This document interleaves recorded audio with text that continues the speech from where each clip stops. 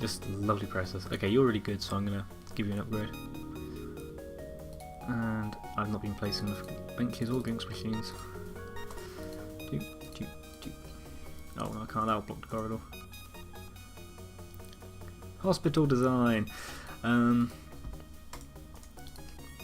Yeah, drinks machines are good because they can block up rat holes.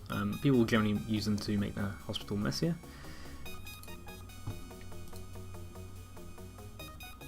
Oh, what a bastard! Went to the hospital and he expected more. Doctor required in GP's office. I don't know what else you're expecting from us. We're curing people. We haven't killed anyone. He says, taking a guess at the possible cure. But we haven't killed anyone this level, which is always good.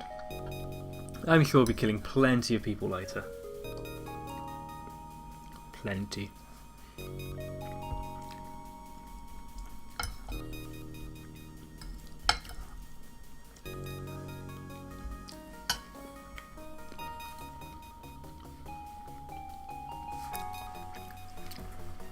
Doctor, attending psychiatry, please. Says the person we guessed at. Will he be the first death of this level? Interestingly, we did cure him. Interestingly though, even if you kill them, they still pay you. Which kind of makes it a win-win. I mean, all you lose is reputation, but reputation is easily gained back. I mean, you have to do really badly for your reputation to tank that bad.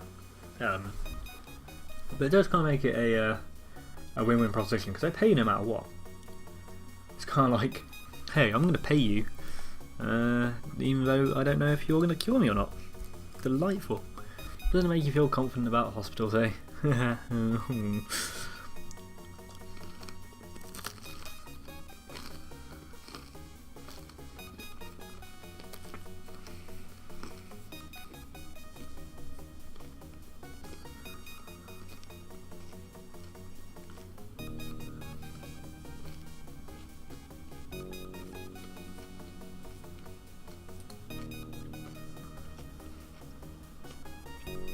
Just a research screen.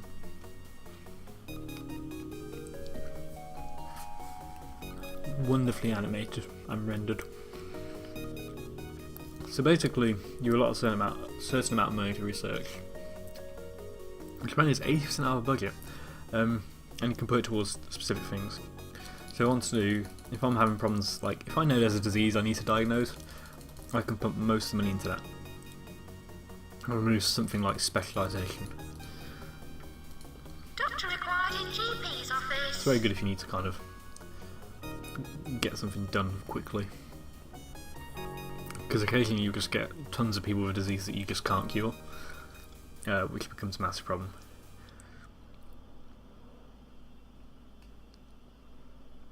Our reputation is... So this measures our reputation, which is currently 750.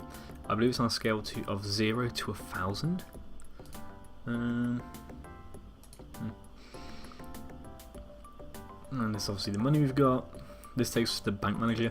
Right click for bank statement. So yeah, it's actually really detailed how far this will go in. This will track everything. Everything. So that's like, this is like, we've treated someone, and this goes on in real time as well.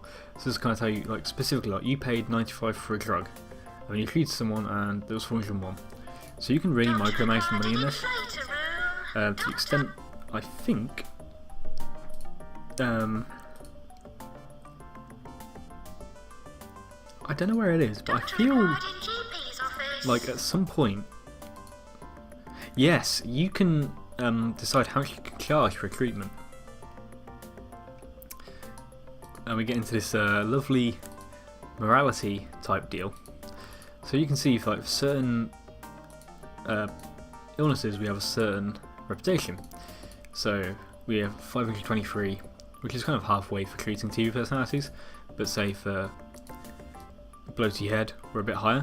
And if your reputation's high, you can charge more money. And you can just say like, oh, I know I'm going to get a lot of patients with problem X, so I'm going to charge a lot of money for problem X. And people might start refusing to pay for the treatment, but it can also make you a quick buck. And it depends, because I mean, money is kind of one of the win conditions for most levels. So if you're kind of doing well, if you're in like a stable point like we are now, we could start charging a bit more for everything. I tend to leave it all left alone. 81% chance of slack tongue. I'll take a guess. Needed in Slack Tongue Clinic. Slack tongue clinic. So we'll see what happens to someone with slack tongue now. Is that a skull to the left? Of what? Oh yes, yes it is. Hopefully a medical skull. Attending psychiatry. And this is how you cure someone with slack tongue. Apparently they walk up to the room and go away. Have I? Doctor required an inflator room. Either I've put something now as a pathing bug. I'm hoping it's just not a pathing bug. So now we'll find out. Wait, what's he doing? I can't see, is there something there? Like the doctor's there.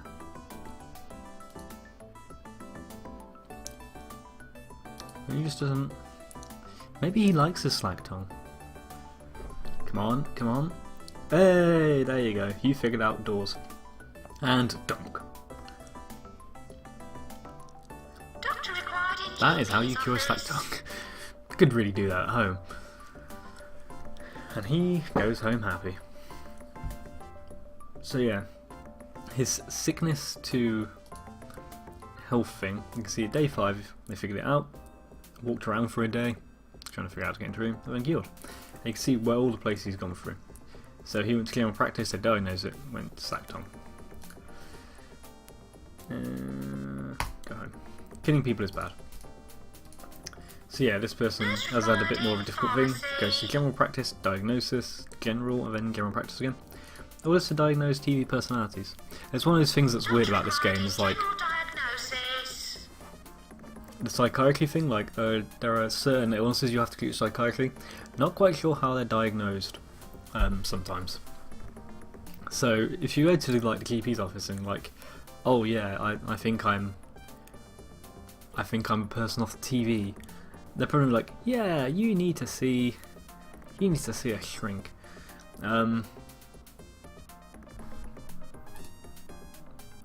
While, I never noticed that before. I always assumed VIPs were fake, but that says Aung San Suu Kyi, who I'm pretty sure is actually the opposition leader in Burma. That's weird. That's so subtle. I only know that because she was recently in the news like last year, but I never noticed that. That's really Doctor weird. required in GP's office. Aung San Suu Kyi is a cool person, by the way. But yes, back away from politics, is what I've always wondered is how someone goes to like this room and runs around for a bit and like, you have a psychiatric issue. I know I shouldn't be taking this game too seriously, but you kind of wonder. And this is the kind of thing I'm noticing now that I'm like 14. We apologise for the amount of litter. Wait, I'm not 14, 23.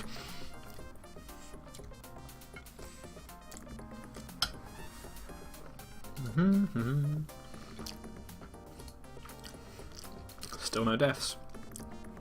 Multivac is on a multi-kill.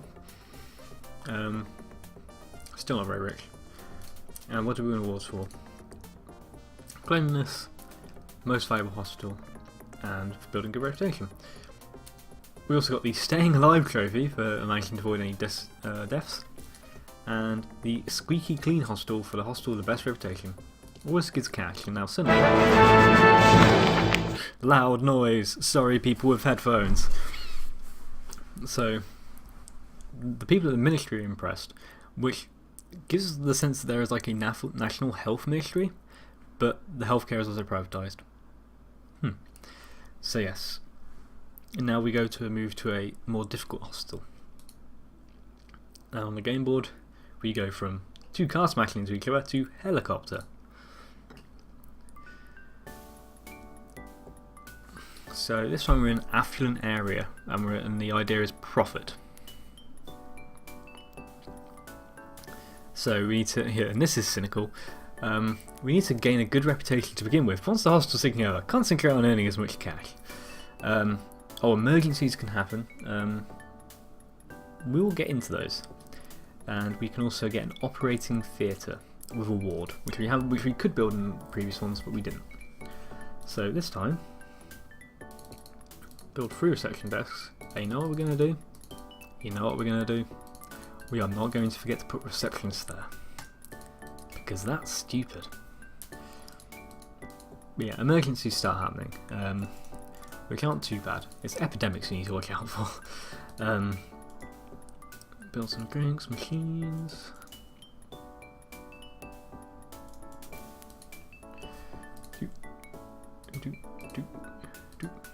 That's probably not the smartest placement in the world.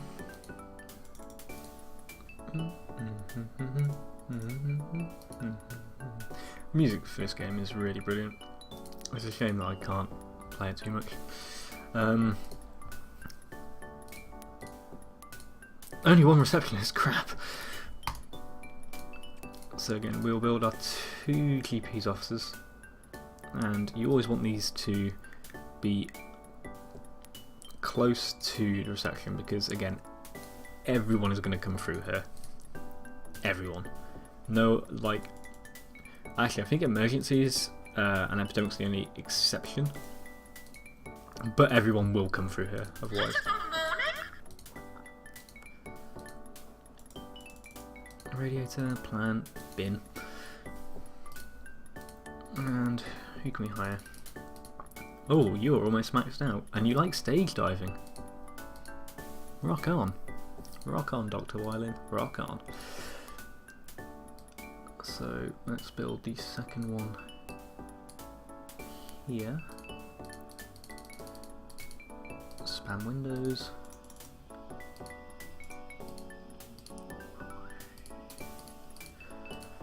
Put down all this. I have to admit, the one thing I don't like is the tedious of playing all these things. Playing all these things? Putting all these things down. Let's put down a stopping flower, let's put down a bin.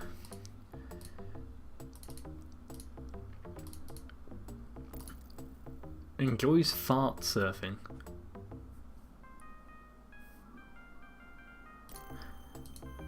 I don't even know what that's supposed to be. So again, what we're going to do is have our diagnosis area and then have a treatment area, just to keep the 2 separate.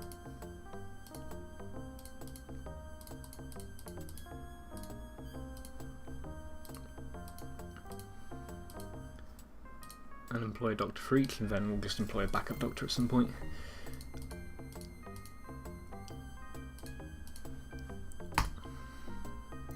And what I didn't do last time, which we should be smarter about, is although there's a ton of benches at the start, is just placing a bunch of benches down for people, but also combine that with drinks machines, because people will get thirsty and they will need to give me their monies.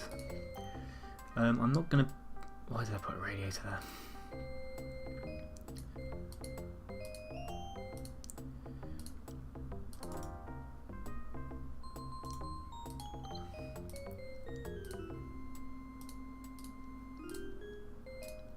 So I'm not going to build the ward yet, because I don't think we need it yet.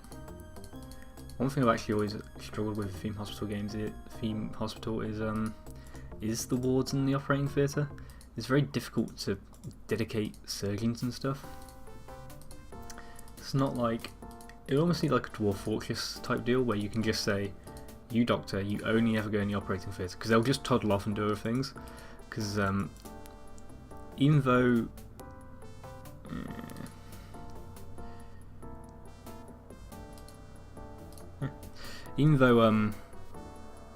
they'll be able to do it, they will still go to things like doing the GP stuff, and then that's when the micromanagement comes in. And when you've got like a lot of doctors and a lot of patients going on, that's when it can become problematic. We do not have a second plot of land yet, and because I don't think, apart from the ward, which you tend to put next to the operating theatre, there's nothing else. I'm going to build the pharmacy here as well. It's also something you can do, because again, a lot of people will get the initial diagnosis and just come straight here. So again, you want to reduce the amount of pathing they have to do, because they're out quicker. You can treat people you can then treat more people.